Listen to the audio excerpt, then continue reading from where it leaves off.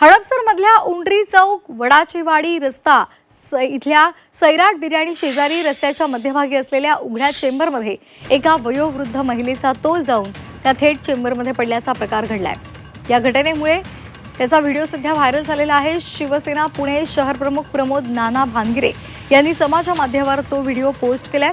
याच ठिकाणी यापूर्वी एक रिक्षा सुद्धा उघड्या चेंबरमध्ये अडकली होती। या सलग घटनांमुळे पुणे महापालिकेच्या निष्काळजी कारभाराविरोधात शिवसेनेने तीव्र संताप व्यक्त केला आहे।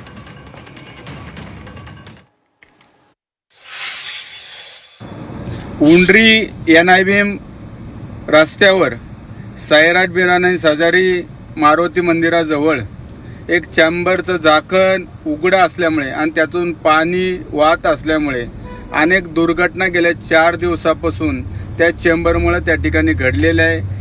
एक आजी त्या ठिकाणी चेंबरमध्ये पडलेली आहे। त्याचबरोबर रिक्षा असन टू व्हीलर असन अशा अनेक घटना 4 दिवसापासून त्या रस्त्यावर घडत असताना पुणे महानगरपालिकेच्या प्रशासनाचं दुर्लक्षामुळे ह्या सगळ्या घटना त्या ठिकाणी घडतात। स्थानिक नागरिकांनी तक्रार देऊन सुद्धा अशा घटना घडून सुद्धा प्रशासन त्याच्याकडे जाणून बुजून दुर्लक्ष करते। प्रशासनाला विनंती की ताबडतोब ते काम करावं, अन्यथा शिवसेना स्टाईलमध्ये आपल्याला उत्तर त्या ठिकाणी दिलं जाईल।